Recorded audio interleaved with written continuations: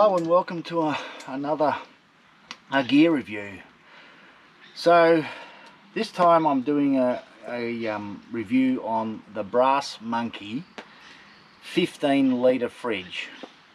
Now it's not a long-term use, I've only had it for about a month now, so I've used it a bit, so I'll probably do a long-term review later down the track. So far what I've seen of it, it is really good.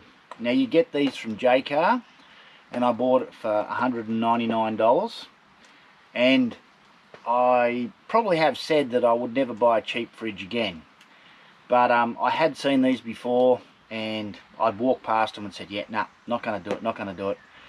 But the thing that convinced me to give it a shot and hopefully not use the $200 is the fact that you can take it into any Jaycar store if it fails within 3 years, and they'll just replace it straight away.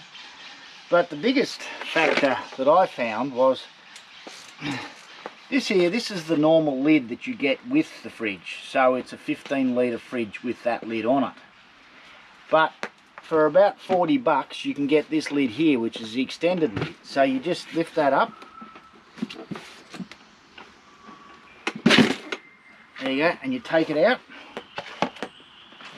and you can put that one in, and then you've got a 15 litre fridge.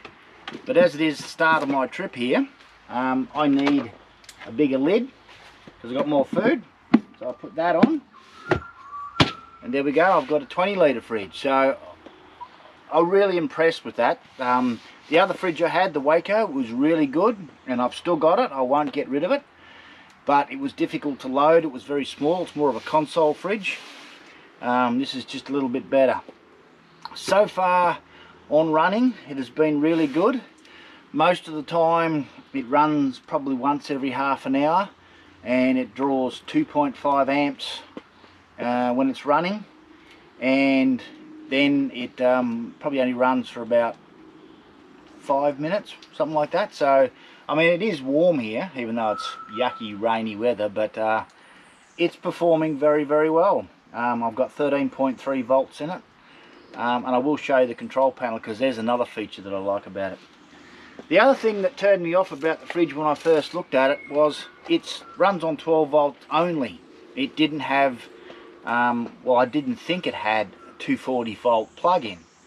So I thought, oh yeah, well, I'm going to give it a try, so I'll buy one of the ones that converts 240 to 12 volts via a cigarette lighter plug. And when I brought that up to the front of the counter at the Jaycar store, the guy said, no, he said, you won't get that to work on that cigarette lighter plug thing. He said, your best thing to do is you buy an actual lead that is for this fridge, that's got a converter on it and a 240 volt plug.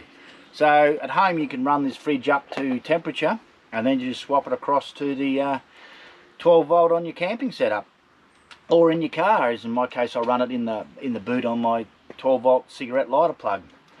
The only modification I did to it is I did cut the cigarette lighter plug off it and put an Anderson plug on it. I find them far better for this setup here. So there we go. Yeah, that's it at this stage. Now I'll just show you the control panel and some of the features that I like on that as well.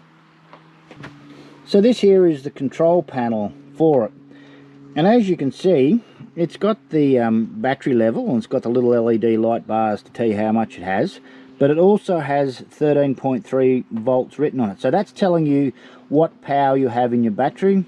There's the thermometer that tells you what temperature I'm running on 2 degrees.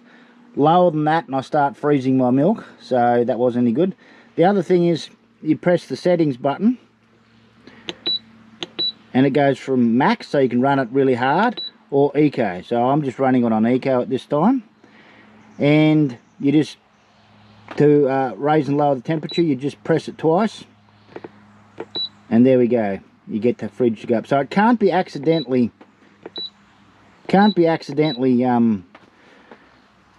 raised in temperature without pressing the button twice.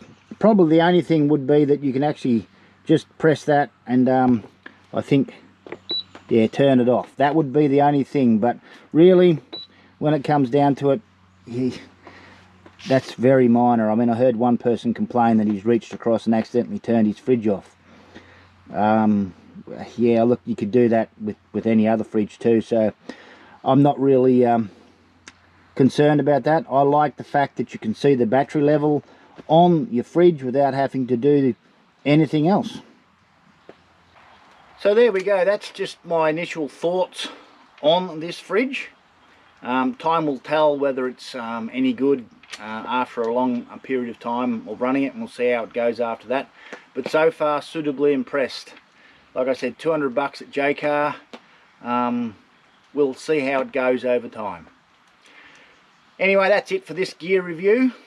If you like these kind of videos, consider subscribing to my channel, and I'll see you in the next one.